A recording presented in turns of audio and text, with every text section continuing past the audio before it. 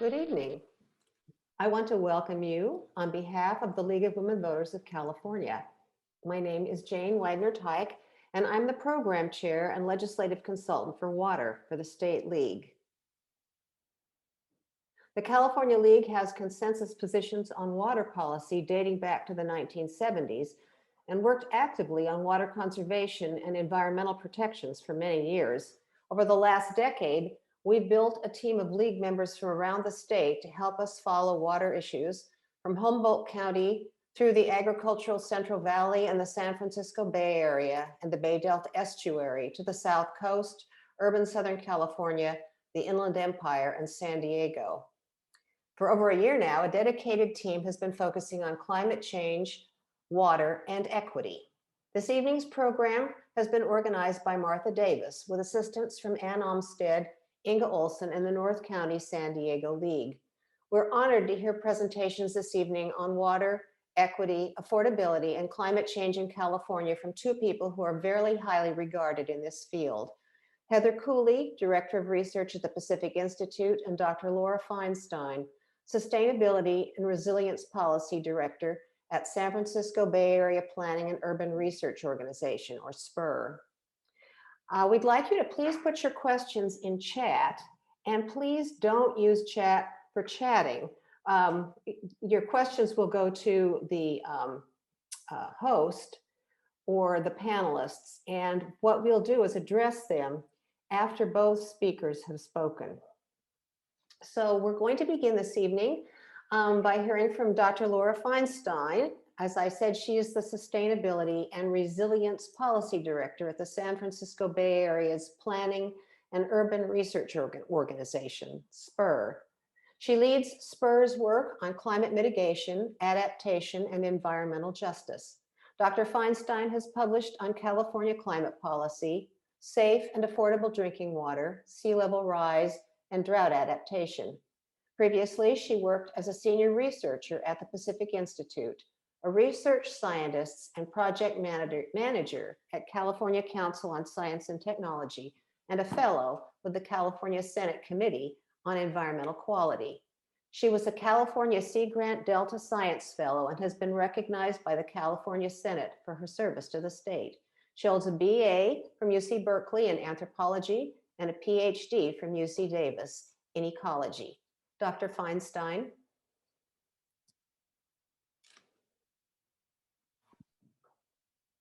Hi, Jane. Thank you so much for having me and for giving me that very comprehensive bio as an introduction. Now I feel like I have to live up to something.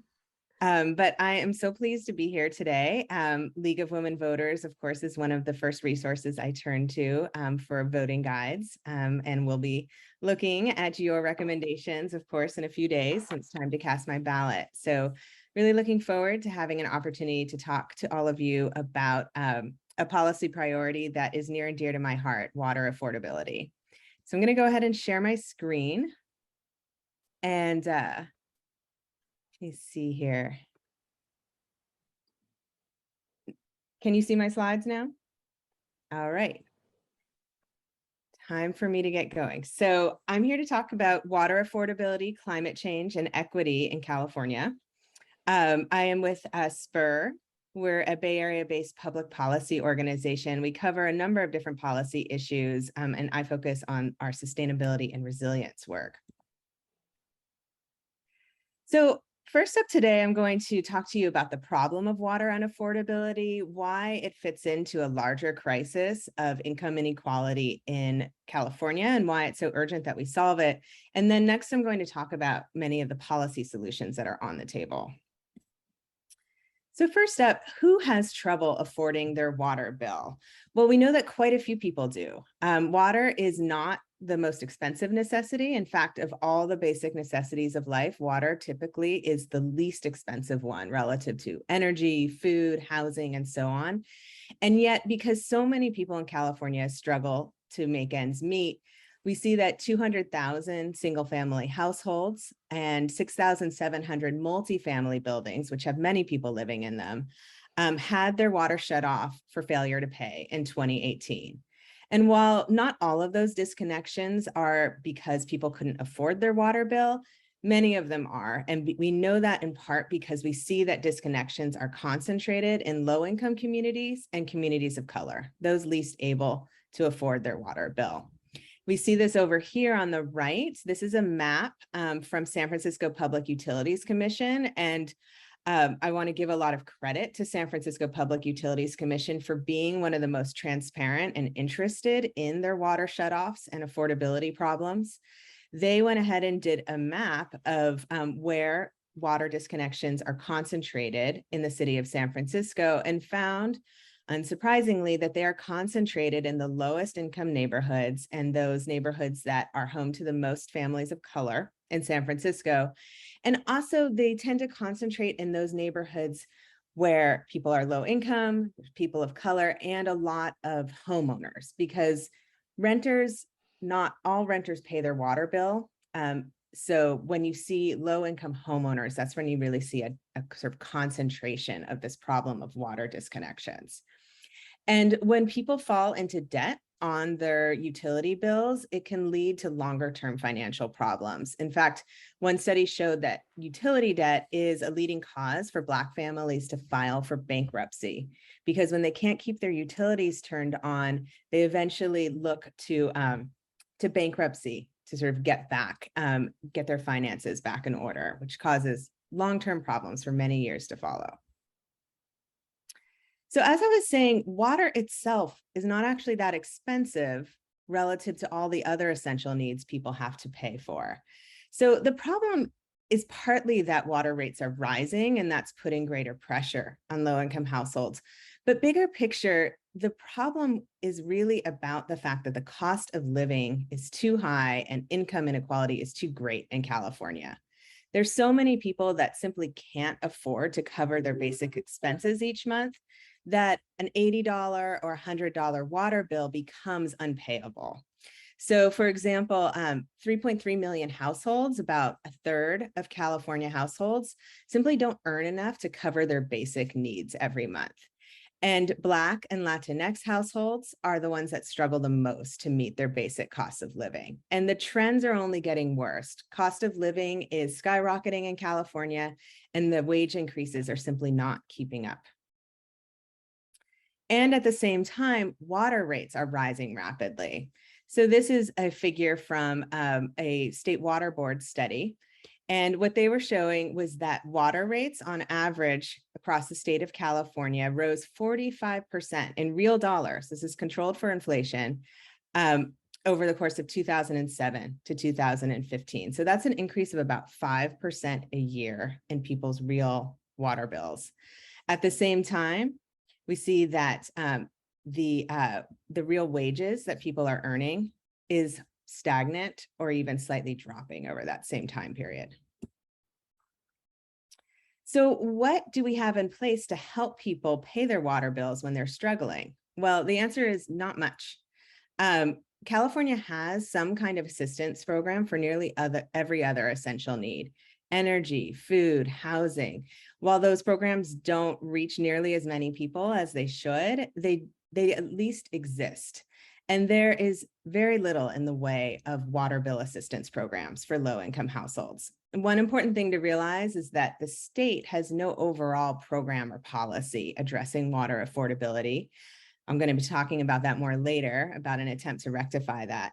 But right now, Californians get their water from nearly 3,000 community water systems, what you probably normally just call your water utility or your water provider.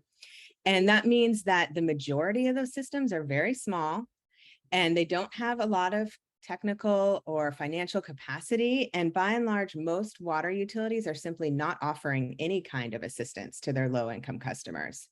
And those water utilities that do, they tend to be the larger ones. The privately owned water utilities, interestingly enough, are required, the larger ones are required to offer some bill assistance. So they're a bit different. Talk about that more later. But overall, those public water agencies that are offering assistance programs, they generally reach hardly any of their low-income customers. We took a closer look at this in this publication, Keeping the Water On, and we found that public water agencies in the Bay Area were typically reaching between 4 and 20% of those customers that were qualified for those programs because they were low income. So why is it that the water bill assistance programs are so bad and have so many holes in them?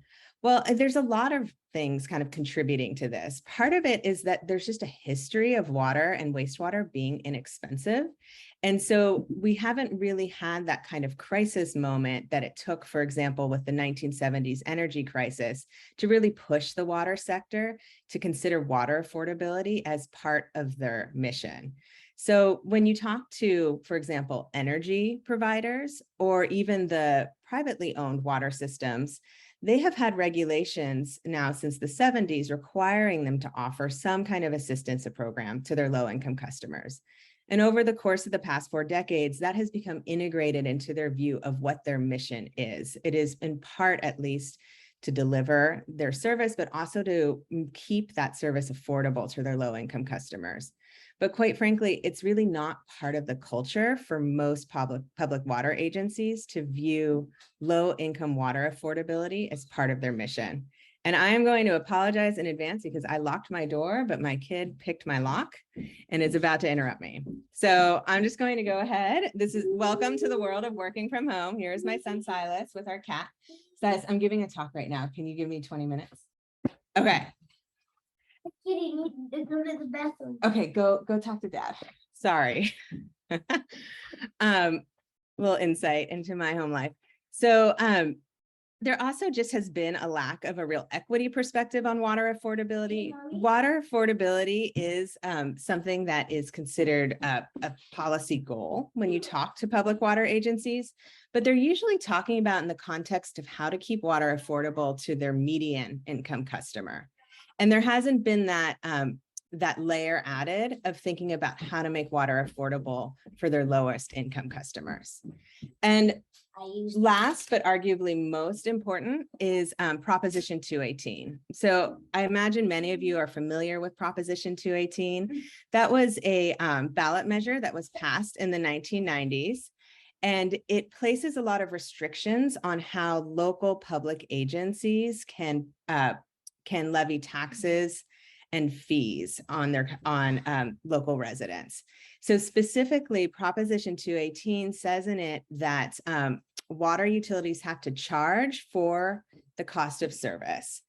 And that doesn't explicitly say you can't have a fee that would allow some subsidies for low-income customers, but it has been interpreted by most public water agencies as being a barrier against having in using any of their revenue from other customers to subsidize their low-income customers.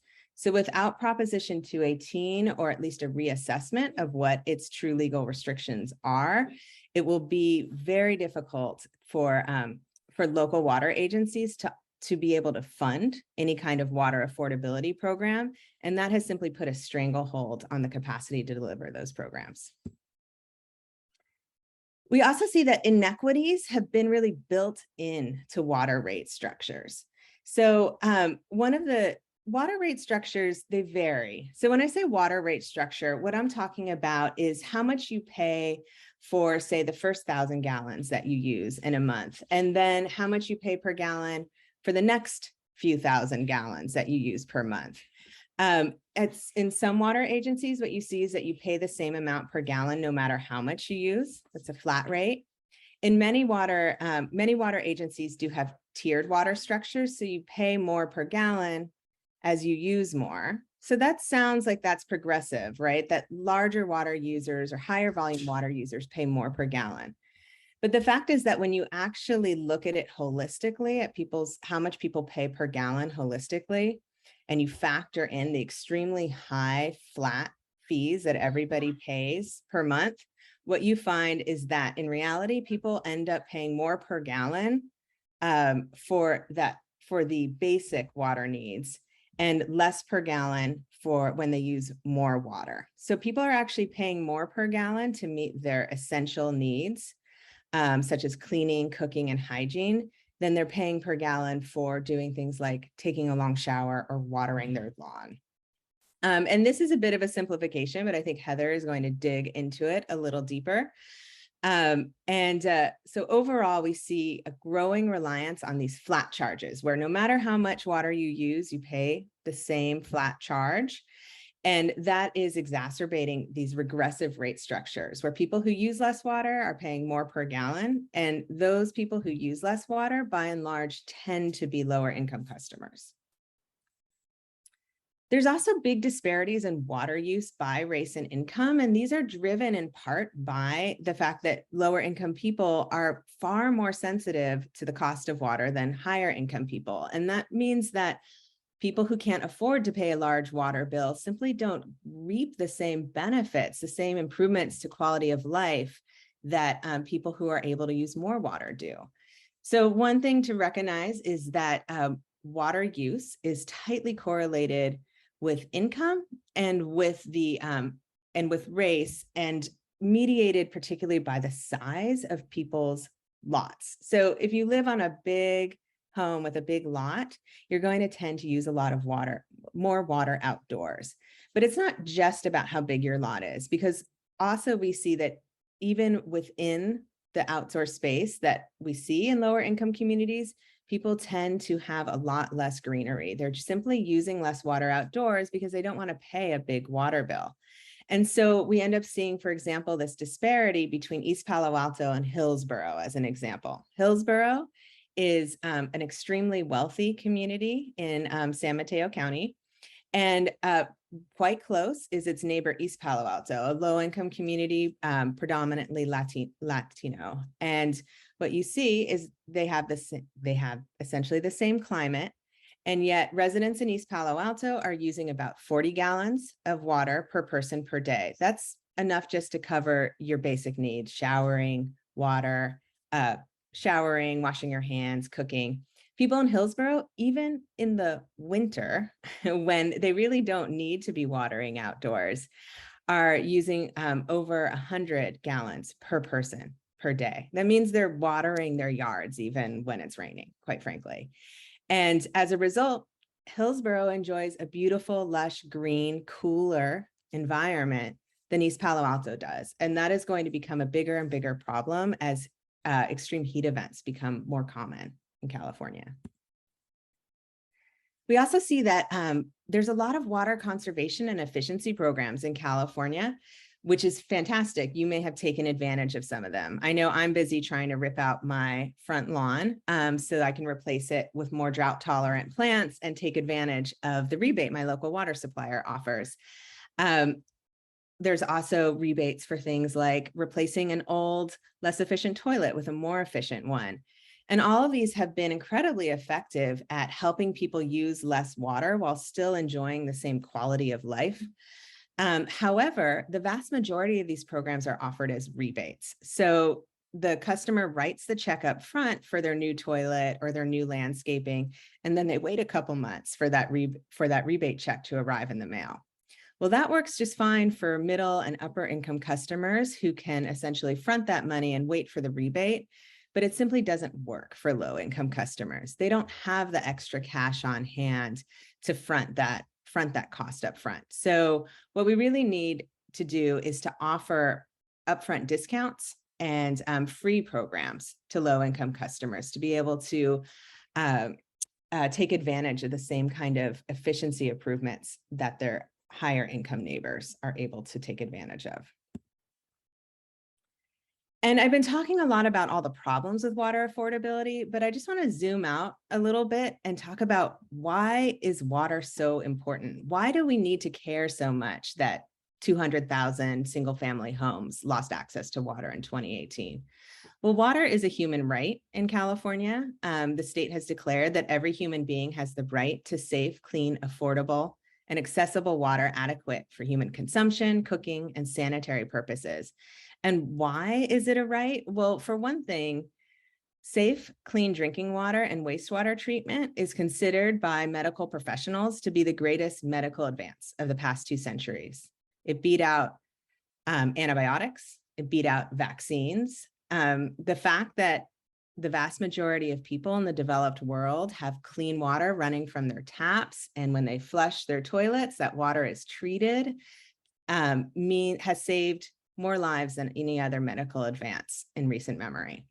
Without reliable access to running water, people simply can't perform the basic functions that allow them to live their lives safely and healthily.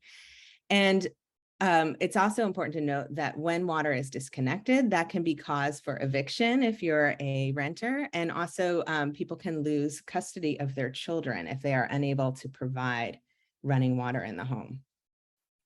So that is some of the reasons why it is so urgent to think about water affordability as a critical part of creating a more equitable California. And so now I want to switch gears and talk about some of the policy solutions that are available.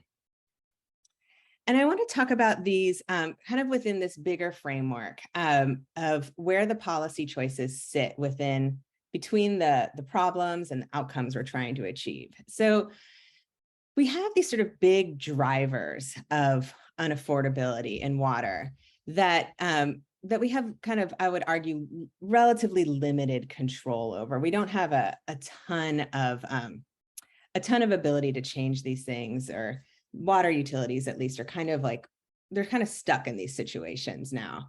The big drivers, climate change, climate change forecasts are that water is going to become far more unpredictable in the future, that droughts are going to become longer and more frequent and more severe. And those will be punctuated, in fact, by very wet years. So water is going to be less reliable and less consistent, which means that we need new and different infrastructure. And at the same time, the water infrastructure that the state has in place is aging rapidly. And that is connected to this decline in federal investment. So the federal government's investments in public water systems peaked in the 1970s and has been declining ever since. And so as a result, a lot of our great water infrastructure was installed at this point, 1970s and earlier. And without those big federal subsidies, water agencies haven't been keeping up with the investments that they need to. And so we're sort of seeing this aging infrastructure in place and the need, to update it, but a lack of public dollars to do so. So the water agencies really have to look to rate increases to fund those infrastructure improvements. But at the same time, there's a lot of policy choices within the control of the state government and within the control of the water agencies themselves, which can produce the outcomes that we are aiming for, which is affordable water and equitable access to the benefits of water, as long as we structure these programs correctly. So I've been showing you essentially how, for example, the conservation and efficiency programs that water utilities offer, how water rate structures and water bill assistance programs are simply not at this point aligned to give us the outcomes that we want. But there are solutions on the table to use those policy tools to produce more affordable, more equitable access to water. So what are some of those examples? One of the things that SPUR has been working on, and Pacific Institute as well, is advocating for the state to spend $200 million over the next 2 years for free water efficiency upgrades for low-income households. So this would be a relatively small down deposit on trying to rectify that problem where conservation and efficiency programs have been primarily accessible to middle and upper income households and haven't been accessible to low-income households. So low-income households need to have more efficient toilets. They need to have leak detection devices. They need to have their leaks repaired, and they don't have the capital on hand to make those investments. So a free direct install program would be a way to essentially have local contractors visit people's homes, low-income households, do an assessment, and then upgrade their indoor devices to help them both reduce their water use and make their communities more drought resilient, and to reduce their water bills at the same time. And the avenues we're looking at to do this would be, first of all, to supplement an existing program that's run by the California Public Utilities Commission. It's called their Energy Saving Assistance Program.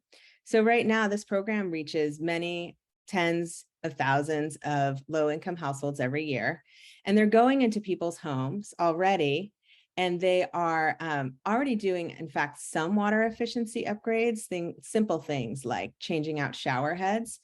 But by including more money, an additional 150 million, they would be able to, for example, also help people with more efficient toilets and other bigger water savings. And we're also advocating to give $50 million for Department of Water Resources to offer grants to local water agencies and other organizations to offer pilot programs for low-income water efficiency direct install. So the justifications for this program, we've run the numbers, and we estimate that it would serve over that $200 million would serve over 200,000 income qualified households with water efficiency upgrades. It would save the state over 4.8 billion gallons of water per year, and it would help reduce water and sewer bills for low-income households in total by 54 million a year, or about $200 per household on average. And we are working on this with a wide coalition of supporters, and would love to have League of Women Voters join us. So if you are a member of an advocacy organization that endorses budget asks, please join us. We will be circulating a sign-on letter in the coming months. We also have been supporting, and I know League of Women Voters has been an important supporter as well, for the state to form a statewide water bill assistance program. So this is intended to essentially sidestep the problem that the local water agencies simply cannot use their main source of revenue, their ratepayer revenue, to offer bill assistance programs, and saying instead the money can come from a source that doesn't have that same type of limitation, perhaps a new tax, perhaps a general fund, and would offer every low-income person in the state who pays a water bill a discount on that water bill. So this bill was SB 222. It has been the coalition leading the advocacy for this framework has been Community Water Center, Clean Water Action, Leadership Council for Justice and Accountability, and many other supporters as well. This bill passed the legislature this most recent year and then was vetoed by Governor Newsom. So we came so close and then didn't get it over the finish line. But the advocates are planning to bring back this concept in the coming legislative session. So please stay tuned. There will continue to be ongoing advocacy for this effort. There's also the issue of simply how water utilities structure their water rates and sort of changing that. So I was talking about how regressive water rates are. We really need to shift that so that people who use less water are paying the least per gallon. And Martha is an expert on that. I'm realizing that I've been talking for quite a while, so I will not get into the details on this. But the basic concept is that the supplies that cost the water agency less, that should be what the most efficient users are paying for. And those people who are less efficient users who use very large amounts of water should be covering those new and very expensive water supplies. And with that, I'm going to wrap it up. I'm not actually taking questions right now because we're going to hold those until Heather is done. And I would like to turn it over now to Heather.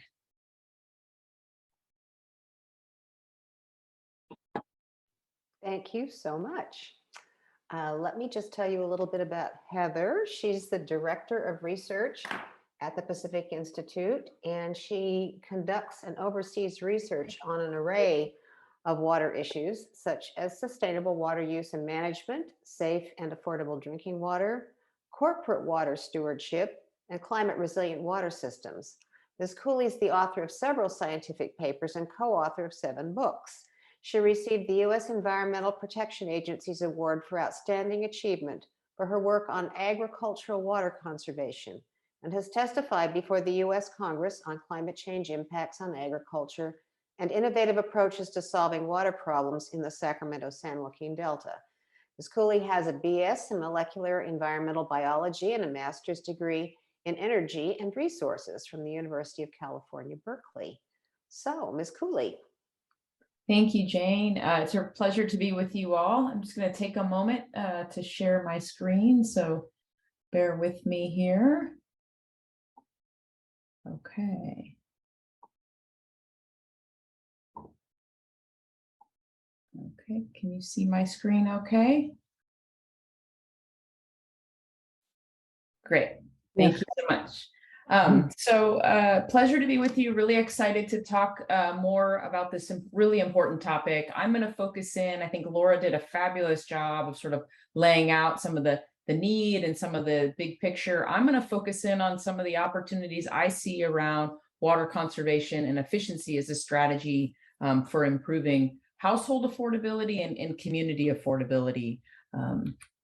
So I'll talk first, I'll just touch very briefly. Again, Laura did a fabulous job, but I'll touch briefly on current trends for water and sewer rates.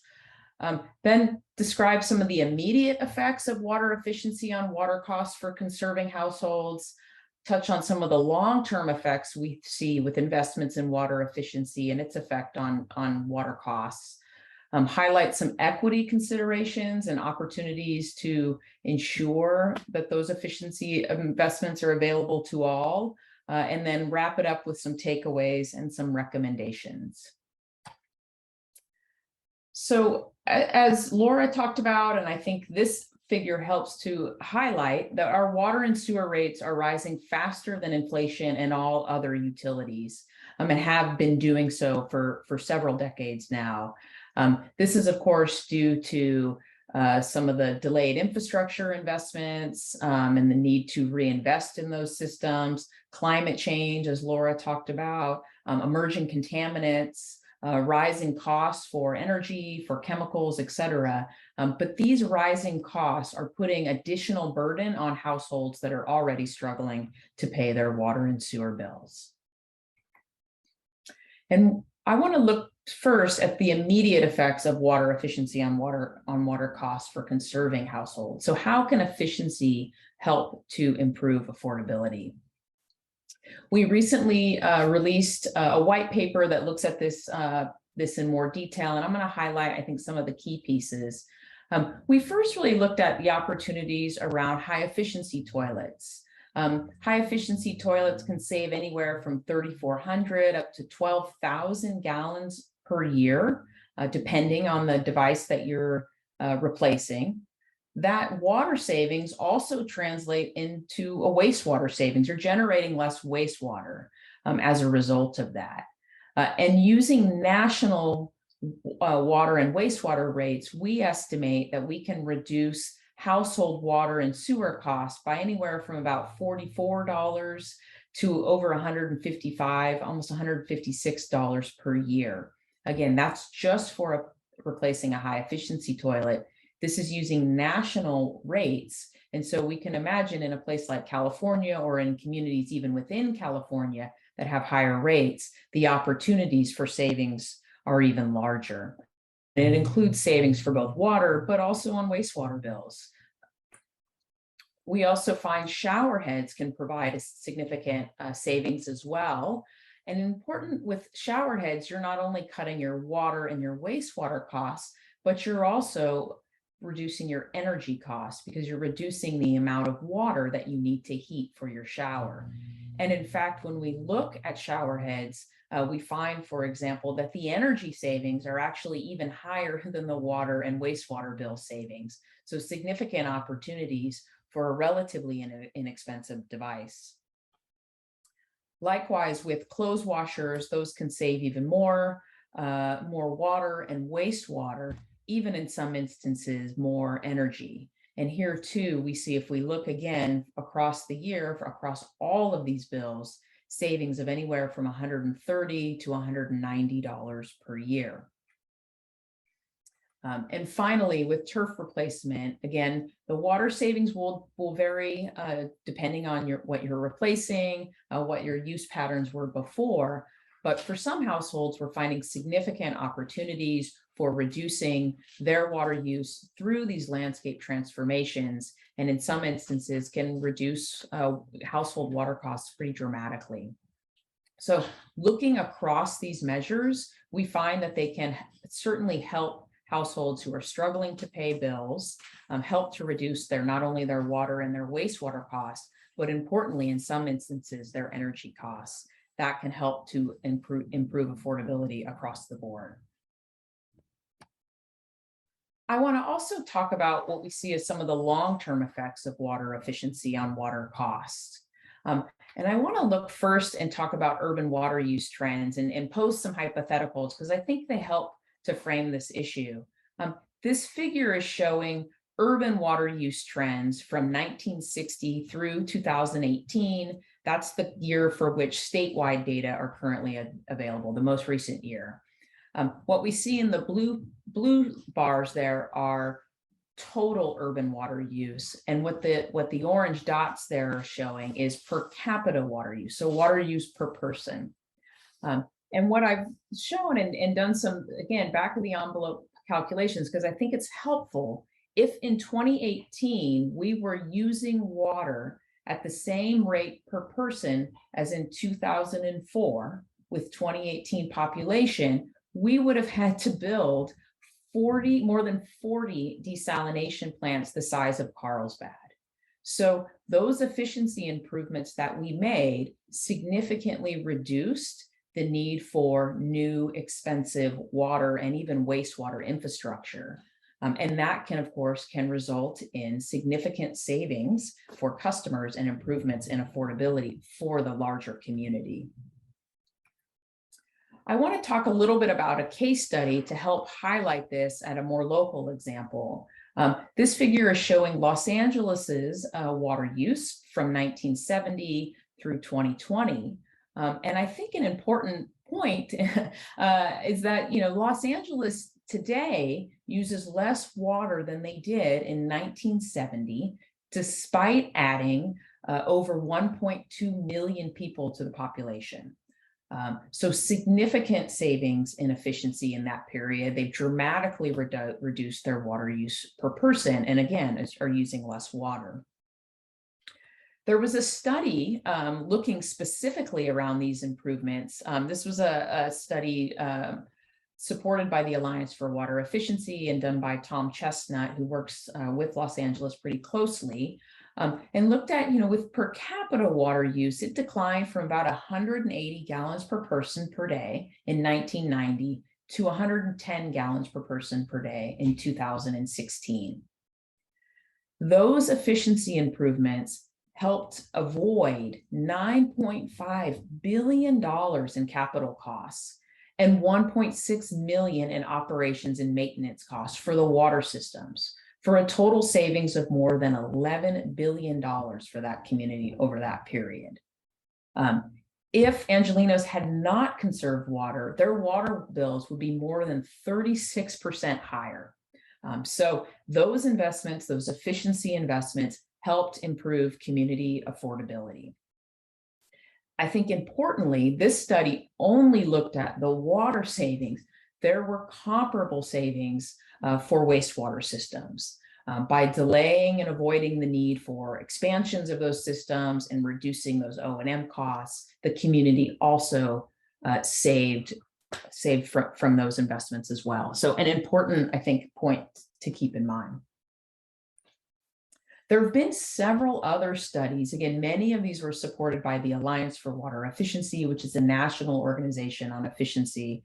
I think these are really critically important. They help to draw and paint the picture of what would we be paying, what investments would we need to make if we hadn't conserved water, and how much more would we be paying as a community. They looked at the city of Westminster. This is a sort of a small to mid-sized community in Colorado. They had effectively reduced their per capita water use from about 180 to 149 gallons per person per day. They avoided nearly $600 million in capital costs, 1.2 million in O&M costs annually.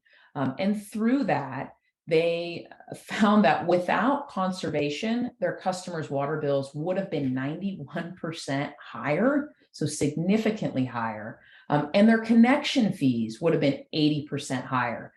Connection fees, in fact, would have been $17,000 more than they already are. So significant savings in that community as well. Similar study done in Tucson, again, finding hundreds of millions of savings in avoided capital costs, tens of millions in avoided O&M costs.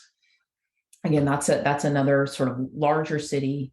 Even in a smaller city, this is also in Arizona, relatively small city, saving hundreds of millions of dollars, and again, helping to save customers money and lower connection fees. And again, the Los Angeles example, which I just talked about in more detail.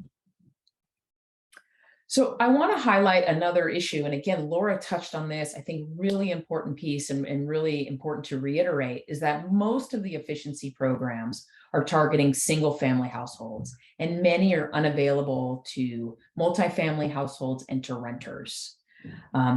Additionally, most efficiency programs provide rebates to customers, which makes it difficult for low-income households to participate. So while we know that efficiency programs help to reduce community water costs, we know that the greatest savings for those efficiency programs are for conserving households. And the fact that not all households are able to effectively participate in those is a really critical equity concern. And one, if we're concerned about affordability, we need to be making sure those programs are more readily available and accessible. So just kind of want to go over some of our key takeaways before we open it up for question and discussion. Water and sewer rates are rising faster than inflation and all other utility rates, and this is adding to the struggle to pay water and sewer bills for many Californians and many people in the United States. Water efficiency can immediately cut household utility costs, water, energy, and wastewater, in some instances by hundreds of dollars per year, and that reduces that financial burden of the rising costs. Water efficiency is also reducing the need for expensive new water and wastewater infrastructure, again, saving communities millions, in some instances billions of dollars in capital and operating costs. But a major equity issue remains in that low-income households face barriers in accessing these programs. Excuse me. So just to finalize with some recommendations, first, to increase investments in water efficiency improvements.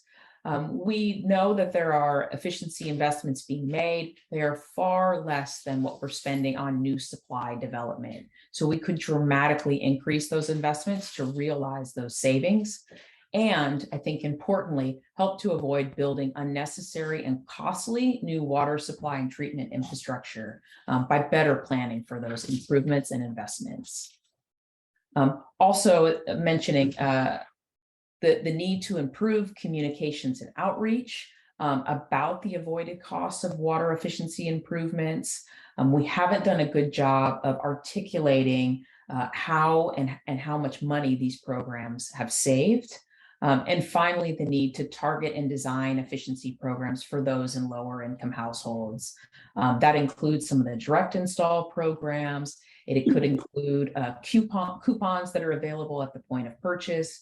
And it should include partnerships with local NGOs and community-based organizations that can help reach customers and can help even with job development for those communities. So thank you for your time. If you're interested in learning and reading more about this study, it is on our website, and I encourage you to follow us on social media. Thank you. And thank you very much. Questions. Our Zoom administrator is tracking questions for us. Nancy, can you share some questions that you've seen? Yes, we have one question so far. Given that water and wastewater utilities must collect revenue in order to continue to provide their services, and therefore water cannot be free to all, what could achievement of water as a human right actually look like operationally? And I will let either of you respond. Well, I do think, I think, and Laura, I know you'll want to jump in too, but I think a lot of the things that we've talked about today in terms of making smart investments, so avoiding the most expensive, going after the lower cost options first. I would put water efficiency as one of the lowest cost options for meeting our supply needs. Better planning and forecasting to be sure we're not building infrastructure that we don't need. I would also argue, and I think Laura spoke to this very well, the need for better rate structures to ensure that those that are using high amounts and excessive amounts of water are paying more for those. And then to couple that with bill assistance programs to support those that are still, even with those designs and changes in place, that aren't able to pay for water. I just want to acknowledge that that this is a good question and definitely something worth grappling with. Water may be a human right, but it is certainly not free. It's not free to treat it. It's not free to build the infrastructure to deliver it to people's homes. It's really a privilege that we have access to reliable, safe drinking water, and not all, but most communities across California and the United States. So it is key that people pay into that system, that we invest in that system. I will say, one thing is that the United Nations actually has specifically said that while water is a human right and it must be affordable, water should not be free. It does not mean that water needs to be free. So I think we need to think about affordability as being appropriate to people's income levels. We need to be able to make sure that water is not just affordable to the average income household or the median income household, which has been, I think, the focus of a lot of the thinking about water affordability in the past, and really start to focus on ensuring that water is affordable to the lower income customers. And with that, I mean, I think that the solutions Heather laid out and what I was talking about are just key parts of getting there. And I think that while we probably will never get to a place where not a single person ever experiences the problem of struggling to pay their water bill, I think we can do a huge amount to improve on where we are now. Thank you. Nancy, another question.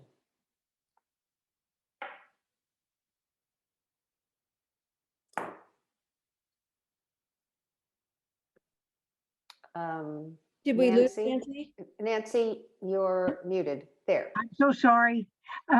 Is it at all worth considering toilets which use methods other than flushing with water? I know such toilets are in use in various rural and African countries, but not sure if they would be applicable here. Heather, I'm hoping you know something about composting. Yeah, yeah, there are some sort of composting toilets that are allowed in some areas. I do think that permitting of those can be a challenge. I will say there are, we've made tremendous improvements. Again, we'll go on toilets here. I think this could be said across the board, but the older toilets, circa 1980, were using 6 gallons per flush. The current standard in California is just a little less than 1.3 gallons per flush. So there's been tremendous improvements there.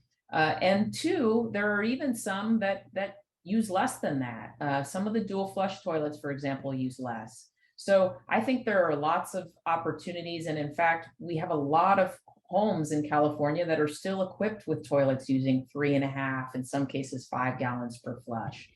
So we have a lot of opportunity to be saving water by replacing some of those older devices.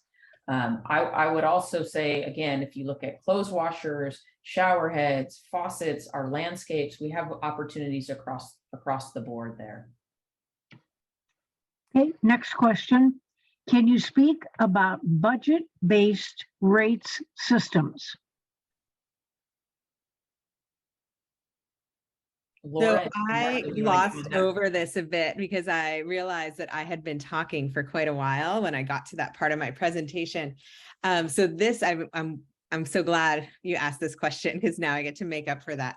So budget-based rates. So there's a lot of different sort of possible rate structures that that water utilities can have. They can charge the same amount to every customer, regardless of how much they use. They can charge the same amount per gallon per customer, no matter how much they use. So there's flat, there's volumetric, there's tiered, where the per gallon cost goes up a bit per gallon as you use more. But one of the important things to recognize is that most water utilities have a combination of the volumetric and the flat. So you pay a certain flat amount per month that doesn't vary, say $20, $25 a month, and then you pay an additional cost per gallon that you use.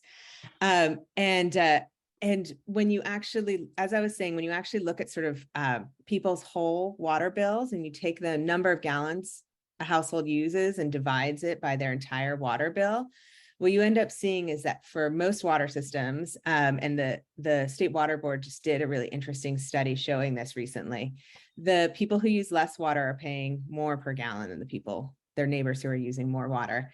Budget-based rates is really interesting because it says that you pay less per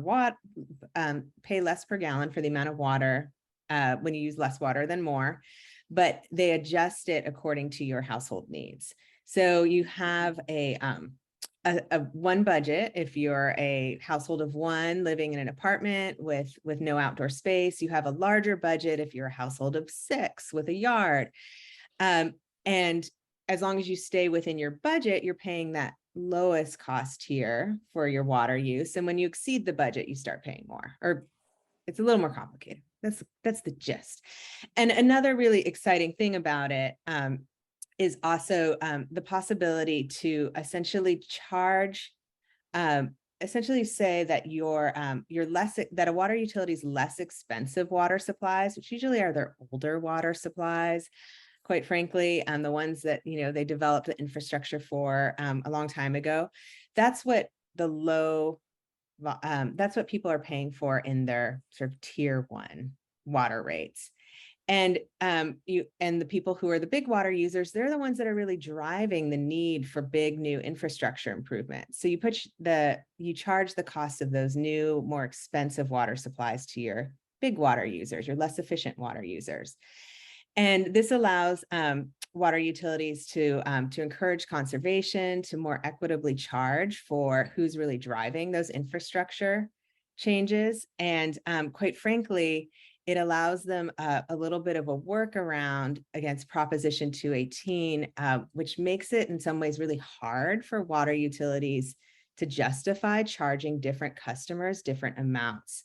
It's a way that they can justify under Proposition 218 charging their sort of more wasteful water users more per gallon of water, and therefore encouraging conservation. Thank you. Are there any special programs for 55 plus communities?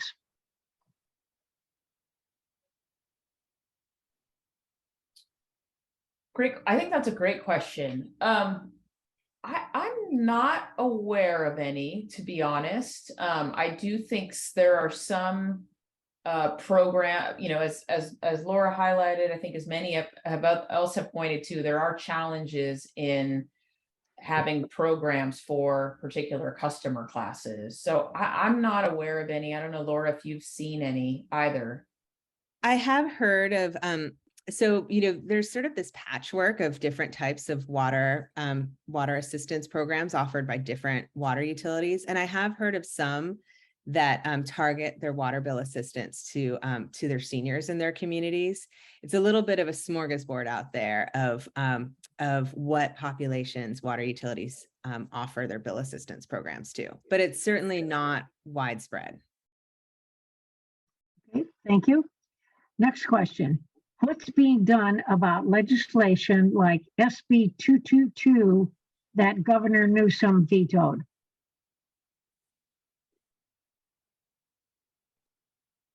I have to say that I think that the sort of conversations are ongoing on this right now. And I'm not fully privy to all the details. I do know that that the coalition on water equity is not giving up on this issue and does expect to continue to push on it in the coming year. I think they're actively in negotiations with legislators and with the administration to try to figure out a pathway that everybody can agree on to a statewide water bill assistance program. And most importantly, quite frankly, how to fund it. Okay, thank you. What strategies could be used to lower the water connection costs as a factor in creating more affordable housing?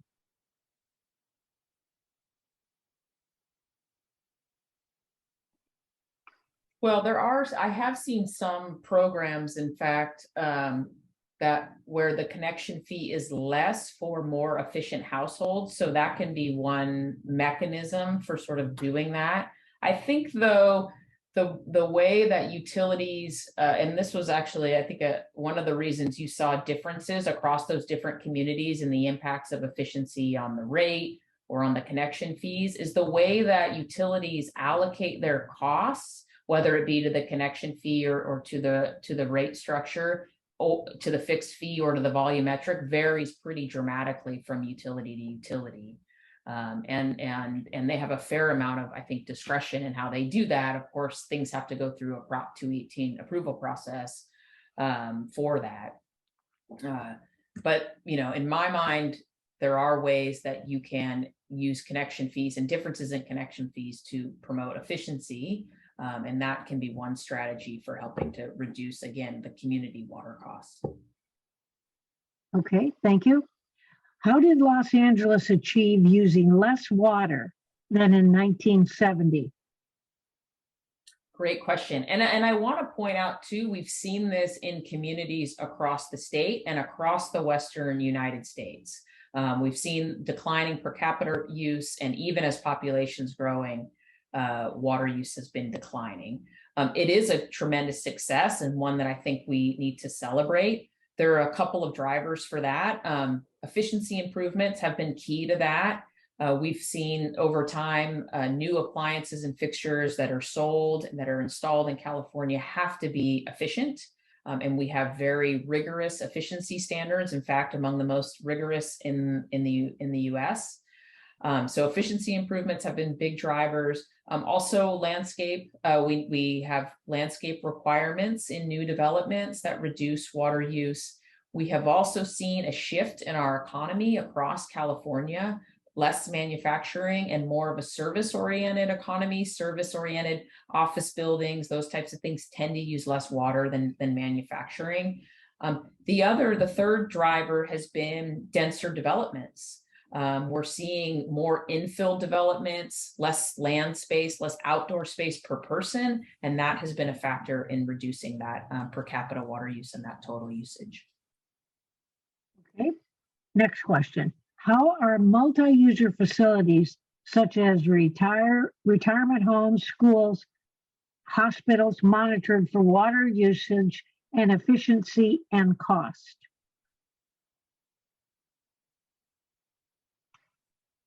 I'll jump in, and then Laura gives stuff to add there too. Those are typically thought of as sort of institutional water uses.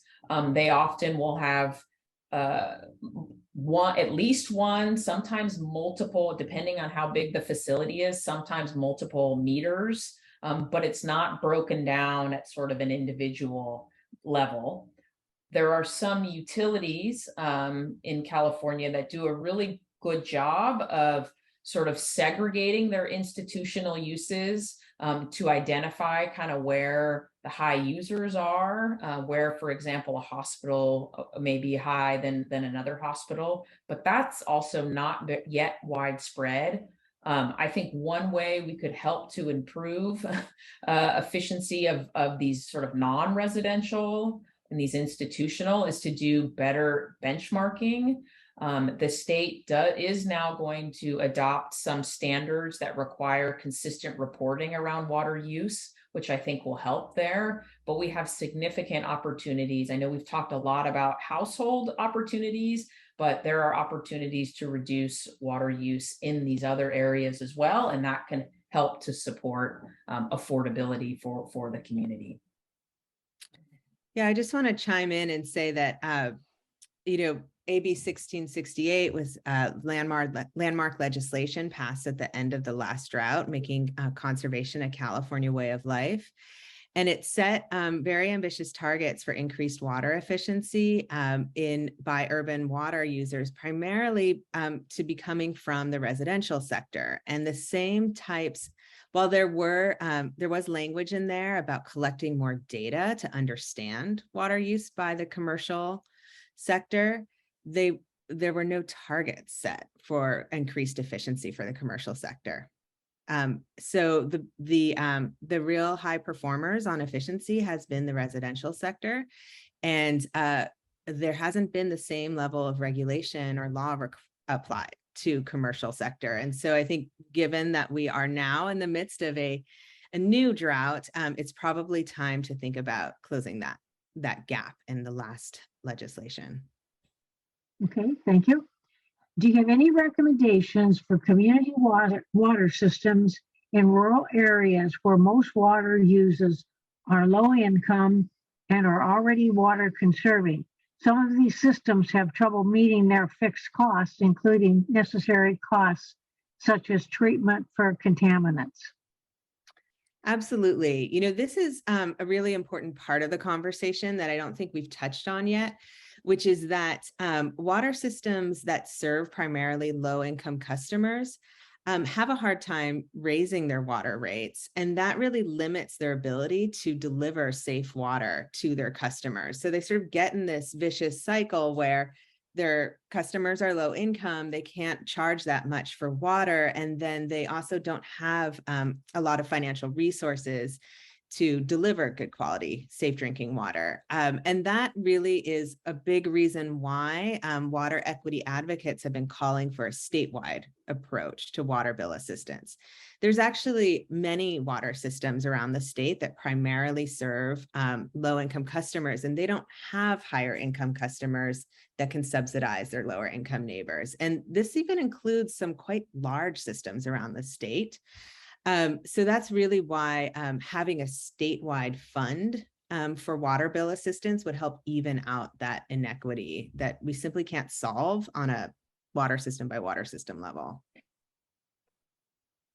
Okay, our last question. Please explain SB 222.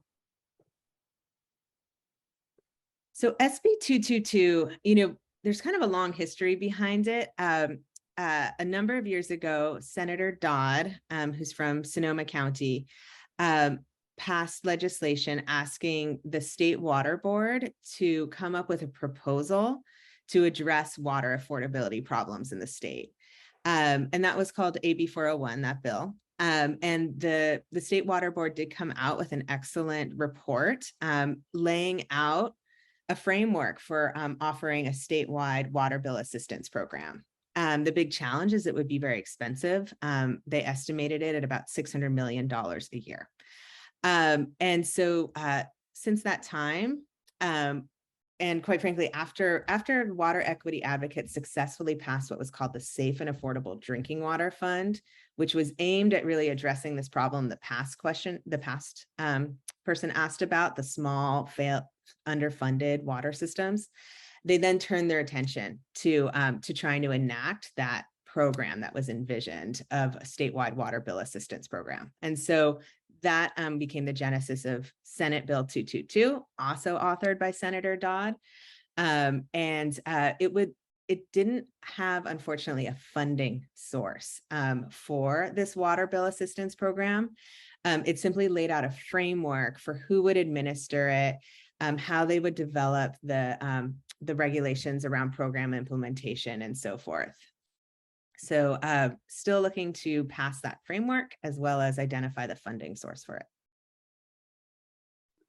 Okay, that brings us to the end of our questions. Thank you. Jane, back to you. Okay, and thank you, Nancy Telford, our Zoom administrator. And thank you also to Laura and Heather very much. And I also want to thank you all for joining us this evening. This seminar, a webinar has been recorded and it will be available on the State League's California Water Resources webpage, which can be accessed from the main League of Women Voters of California website under our work and then natural resources. So that's the California Water Resources webpage for the State League.